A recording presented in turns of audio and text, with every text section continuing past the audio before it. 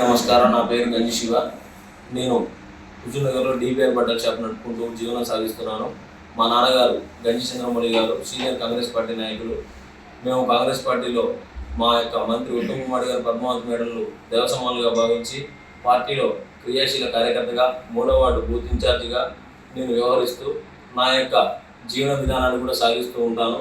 అలాగే పార్టీ కోసం నా యొక్క కృషి చేస్తూనే ఉంటున్న క్రమంలో గుర్తు తెలియని వ్యక్తులు నేను షాప్ బంద్ చేసుకుని పోయే క్రమంలో శాంతి స్తూపం దగ్గర రాగానే నా బండిని వెనక నుంచి తస్కరించినట్లు అటకాయించినట్లు చేయగానే వెనక్కి తిరిగి చూసి బండి ఆపగానే వాళ్ళు బండి నుంచి దిగి లంచోడక నీకు కన్ను మిన్ను కానరాట్లేదా అని నా కన్ను మీద గుద్ది నా కళ్ళజోడు బలగొట్టారు.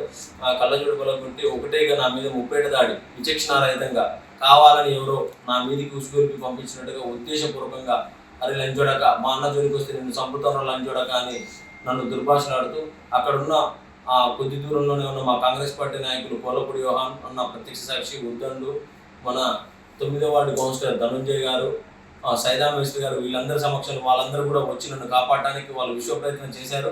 అయినా వారిని గుంజుకొని వచ్చి నన్ను మళ్ళీ నా మీద విచక్షణారహితంగా దాడి చేయడం జరిగింది. వారు ఆ యొక్క విజువల్స్ అన్ని కూడా సీసీ కెమెరాలో రికార్డ్ అవ్వడం జరిగింది. వారు నన్ను కాపాడుతున్న క్రమంలో కూడా టీవీ రిపోర్టర్ లక్ష్మణ్ గారు కూడా వాళ్ళ నా మీద దాడి చేస్తున్న క్రమంలో టీవీ రిపోర్టర్ లక్ష్మణ్ గారు కూడా నన్ను కాపాడడానికి విశ్వ ప్రయత్నం చేశారు. అయినా వాళ్ళు వదలకుండా ఇష్టం వచ్చినట్టు దుర్భాషలాడుతూ చేసి అక్కడి నుంచి వెళ్ళిపోయారు. నేను ఆ క్షణం మా కాంగ్రెస్ పార్టీ నాయకులు తీసుకుని వెళ్ళి స్టేషన్కి వెళ్ళి ఎస్ఐ గారికి సవిధానంగా వివరించి సిఐ గారికి చెప్పి కేసు పెట్టించడం జరిగింది మా కాంగ్రెస్ పార్టీ నాయకుల ఆధ్వర్యంలో.